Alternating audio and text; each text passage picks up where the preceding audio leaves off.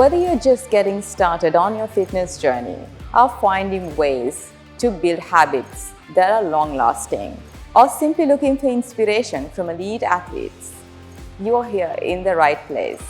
Welcome to Raise the Bar.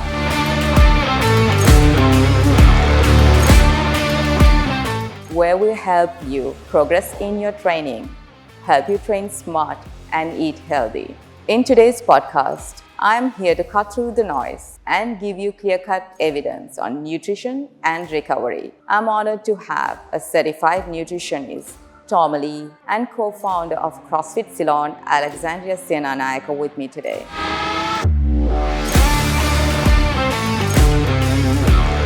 Hi everyone, my name is Tormali V Francis. I'm a certified nutritionist and also I work as a researcher. Hi, my name is Alexandria Senanayake. I am the co-founder and one of the coaches here at CrossFit Ceylon. Let's jump in. Hi Alexi. Hi Mifra. How does nutrition help or support an effective training program? Well, to be honest with you, Mifra, nutrition is actually one of our base foundational components that we have to look at when we're going into a new training program, regardless of whether we're a beginner or if we are quite an advanced athlete. Literally, nutrition provides us energy for our workouts. It's going to support us with recovery after those workouts, especially during those hard training sessions. And essentially is the fuel for our everyday activities. So if nutrition isn't considered, you will start to see maybe that you're not adapting to training stress very well. That's right. Yeah. So it takes me to the next question. In simple terms, what are macronutrients and how do they support performance? Okay.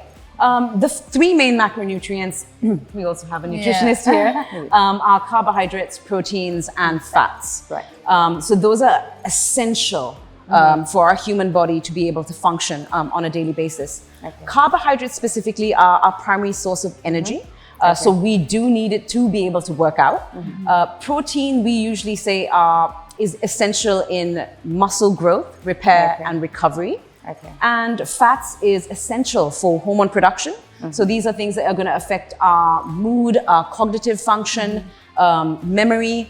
Yeah. So I hope that gives you an idea of what the three main components of the macronutrients are. Okay. And that's how they support the performance as well. Absolutely. Okay. Does nutritional needs differ according to the training program? Say someone is aiming at endurance kind of program, and another wants to intentionally build muscles, so they're into strength training. Okay. Do they differ according to the training programs? The Yes. nutrients, like what should they focus on mainly? Yeah. A combination of what? Well, what we like to see is usually with endurance, it's longer effort, right? Yes. So with anything with a longer effort, your body needs more energy. Right. And therefore, we generally tend to see a little bit more of carbohydrate intake for that. Because like I said, carbohydrates are our primary source of energy production. So we would be looking at endurance athletes eating a little bit more carbohydrates during their training sessions. For somebody, and which is very important also in our gym here at CrossFit Ceylon, we do a lot of muscle building and hypertrophy programs. So in that regard, we need to be focusing on a lot more protein intake. And again, like I mentioned, that supports muscle growth, repair, and recovery. Right. Yeah. Okay. What about someone who's new to training? How should they approach their diet? Okay, when it comes to someone who's very new to training, I think Alexis spoke a lot about nutrition being the foundation of it. And I think they need to really understand what their goals are and what they would want to do to achieve those goals. Because nutrition is very key for someone who's really trying to either lose weight or build muscle. That's So it's always important for the individual to really focus on what their goal is and then think about how do I approach this, if obviously with support and really trying to understand what best they can have access to. Okay. Because I think when people come into training and it's something new. Fitness is new, and it's most of the time they've not even wanted to try it out because it seems really hard. Yeah. But they do take that step. But when it comes to nutrition, they overthink it. And I think nutrition for me personally, and I tell this to people as well, it's very simple. Don't overcomplicate it with what you're hearing, what you're seeing. just think about the basics and then see how you can build from there. Right. Because Okay. it's always best to take small steps and then work towards the bigger goal you want to achieve. Right. Yes. Okay. What is the best time or the time frame to have a pre-workout meal? Should it be half an hour before your training program, 1 hour before? And do you recommend a meal or a quick snack? Yeah. you do. Okay. So basically what we usually recommend to our clients is that if you're coming in for a training session, don't come in fasted. I know there are nuances to that, but generally we want to be fed and fueled so that we have enough energy to do the workout. Like imagine you're coming in for a workout and you're supposed to go at 80%, but because you haven't eaten, you're going at 30%. You're not actually going to feel the benefits of that training session on your body because you've not even allowed yourself to complete the workout as desired. Do you know what I mean? So essentially what we say is depending on the time you eat. Now some people come really early in the morning. And if you're coming in for 6 o'clock, 5:30 workouts, I know the struggle where it's like, how am I going to eat something before? Like I've literally just woken up. Exactly. So I know Tormali may differ on this and we'll come to her, but for me, because if I train or if I'm coaching classes early in the morning, I will take a protein shake. Right. And again, the only reason I take the protein shake is because I know I need to get my proteins and I need to get my carbohydrates because usually I'm doing majority strength resistance training with a little bit of cardio at the end. So I know I will probably have a little bit more protein in that, in that protein shake, and I'll add maybe oats and or a banana to it. Now that's a little bit quick digesting. So literally I can have that at 5:30 and work out by 6:15, like within 45 minutes or even within an hour because I feel like I tend to burn my food and digest it quite quickly. However, if you are someone that's coming in for a 9:30 workout, if it's a Saturday morning and you're like, you're waking up at 7, you can have your normal breakfast. Because that's giving you enough time to digest that food so it's not actually interfering with your performance where sometimes you feel like throwing up. And you're too full. Absolutely. It hasn't digested. So once you start working out, your body's in fight or flight, as it's supposed to in that training stress. So if you're eating something heavy like a rice packet, like a butt packet, I would say don't because you're going to feel really nauseous and that's going to come back out. That's right. So timing, again, like I said in the morning, especially pre-workout, if it's 2 to 3 hours before your workout, eat a whole meal, eat a whole breakfast. An hour before maybe if it's like a full breakfast? 2 hours. An hour to 2 hours is fine. It's just what we try to stay away from a pre-workout is highly fatty stuff because that slows down digestion. We want fast blood glucose, does that make sense? So when we eat it, the body immediately absorbs it and then we can use it for that workout because essentially we're not trying to eat to slow down the digestion. We may want to do that maybe after the workout, but not before the workout. All right. So I think it's important when people come in for a workout to have the energy to do the workout, like to Alex sustain through the workout, right? Yes, because like I train in the morning and I make sure like at least 30 to 45 minutes before I try to get a good quick snack. So that will really help me with the workout I need to do.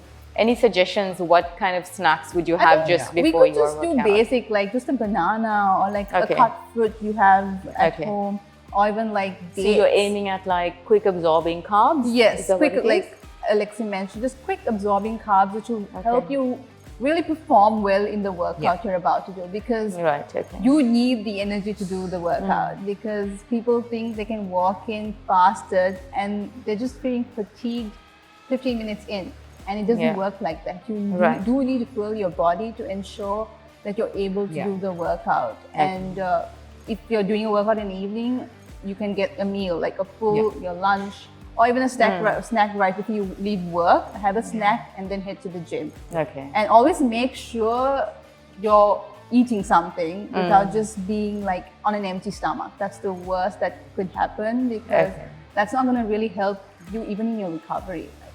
So it's really, really key that you ensure get some food in your body before you work out. All right. Honestly, Mifra, I think this is something that we had also talked about is that this tendency to undereat, thinking that you're going to lose weight faster. So you can actually burn more calories during your workout and then sort of compensate it, right? But it doesn't work that way because if we're going at 30% in the workout when you're supposed to be going at 80-90%, that's already showing you're not going to get that benefit of that workout. You're just fluffing about in here. That's right. You want to be intentional with your training, which means that the intensities that we train at, you want to fuel your body to be able to complete that workout. That's right. So honestly, ladies, I mean, a lot of us come in fasted. If you are one of them and you're always like, I've always done that, I don't want to change it, give it a try, you know? Try it for 1 week. Try eating, like Tormali said, just a piece of fruit, whether it's a banana, maybe a little scoop of honey.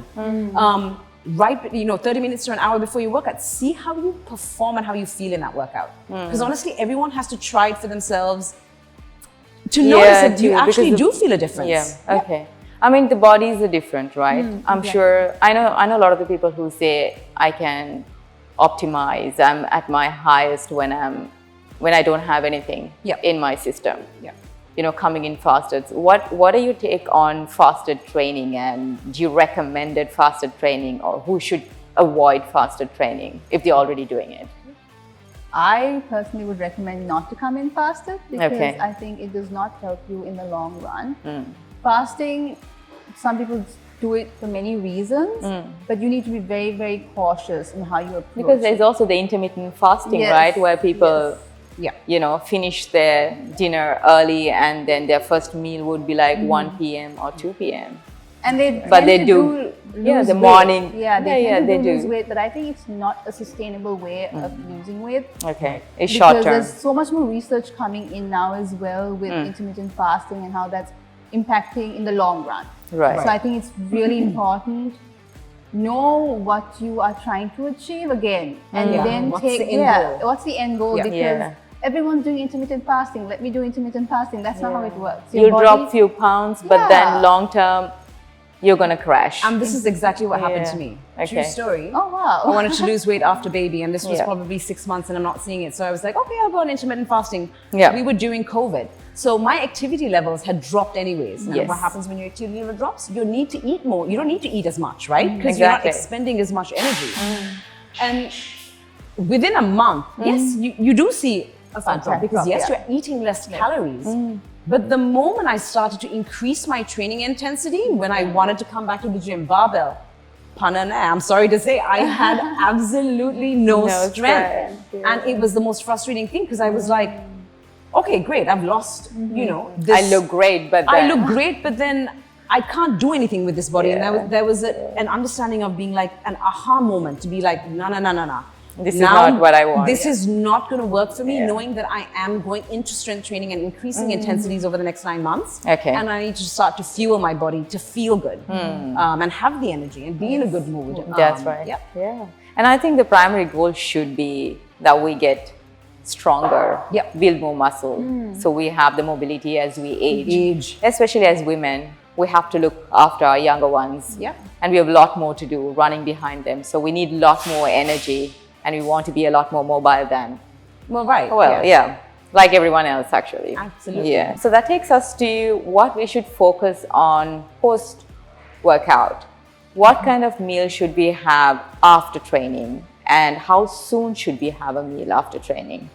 Having a meal, it's very key. I think pre-workout is also key, post-workout is also very key, to ensure that you eat at least 30 to 60 minutes after your workout, and just making sure it's a well-balanced meal. The way I see it, it needs not only to be about protein, but you need to combine it with your carbohydrates and also vegetables. I'm a huge advocate for vegetables, because not many people eat vegetables here in this country. And I think our country, being an island country, we have so much of variety of vegetables, which we still haven't tapped into, I feel like. And if you go to the rural side, there's so many different vegetables I have never seen in my life. That's true. And that's true. I think it's so important with your carbohydrates, with your protein, which is also very important. Bring in those vegetables, because that will give you the micronutrients you need. And that is going to help you recover as well. So you need the slow digesting, nutritionally dense food after workout. Well, I mean, we can eat white rice after the workout, but I think what she's trying to say is mostly making sure that you have all those elements on your plate. And where you can upsize in the micronutrients is just add a bunch of colorful vegetables, because all the colors bring in different types of vitamins and minerals to your diet, which we also need. So it's whether it's slower digesting or fast digesting, depending again. It really depends. But you can even eat white rice. You can have oats. But it's important to have those energy dense foods, like you just mentioned. So that will keep you really like very full and for like, longer. Yeah, for longer, and not just go for more of the oilier food and whatever, you know, That's but right.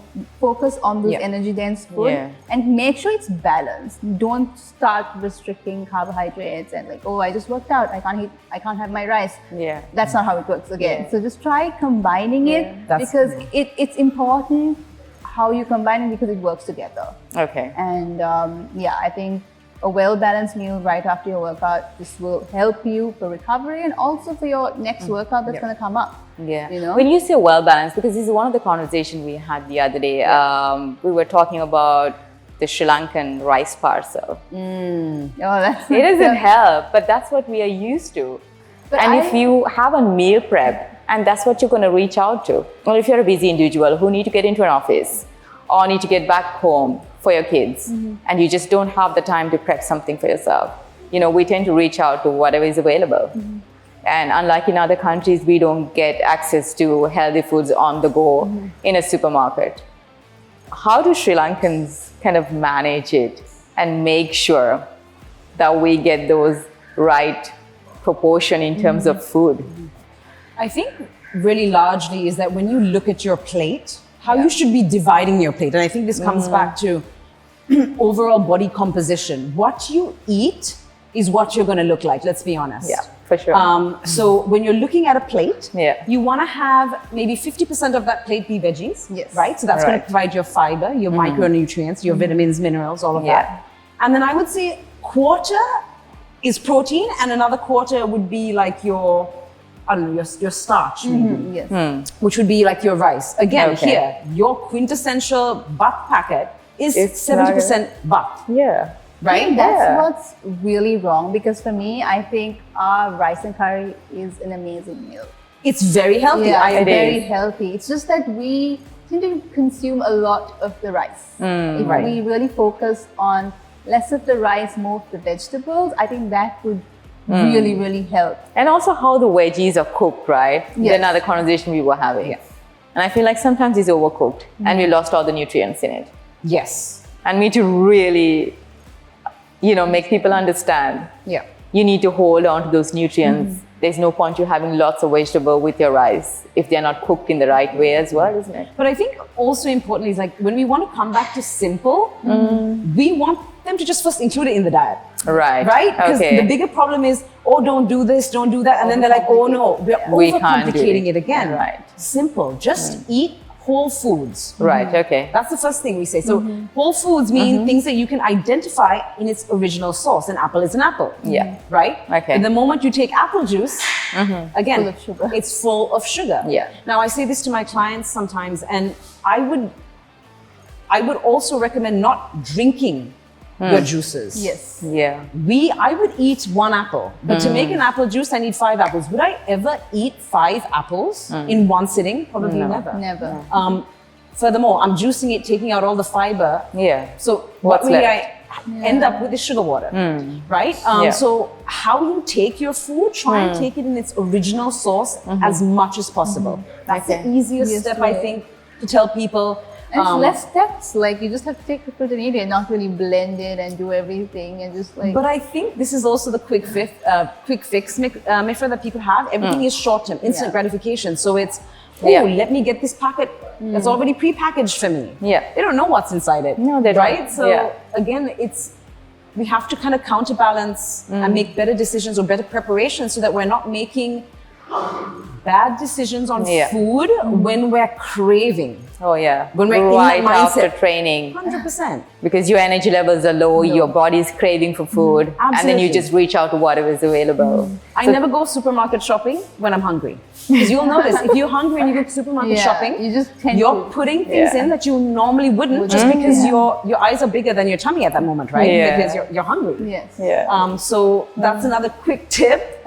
Feed yourself before you go grocery shopping so that you are in a better state of clarity when picking food choices for you and your family. I mean, it takes me to like, budgeting your meals. Yeah.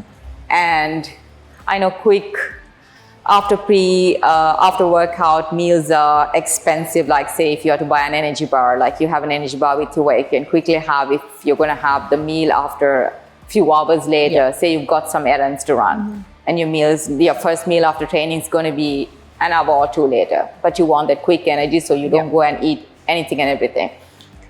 How can people have a good meal plan on a budget, especially for our culture? Like, okay, if you can't afford the training bars, the energy bars, what can they reach out to? What are the alternatives they've got? Oh my God, we have, our nuts, Yes. particularly nuts, seeds, Greek yogurt. I mean, there's so many things that you can have. Fruit, just having it in the original source. Again, not blending it with anything. There are, those are snacks, I would say. But when you're talking about planning for a more well-balanced meal, the first thing is preparation. Yes. If you're not prepared and you don't know what is your next meal, chances are you're going to make a bad decision on food. Yeah. So if you have time and if you are a mom who is doing the meal preparations for your kids during the weekdays and you get up early to cook that food, prepare on a Sunday when it's less stress. Again, if you're doing that Monday morning, chances are you're doing what's quick and easy for the family. And you're not putting a lot of process because then you're time crunched. Yeah. On a Sunday when you're like, okay, I'm going grocery shopping, I'm going to pick out a well-balanced meal, and you start to meal prep it. So it's even cutting ingredients so that, and keeping in Tupperware so that when you're coming to cook that meal fresh on that, coming back from work, the pre-prep has already been done. Then it's just assembling the food together and serving it. Okay. So number one is thinking about your meal plans so that you're setting yourself up for success.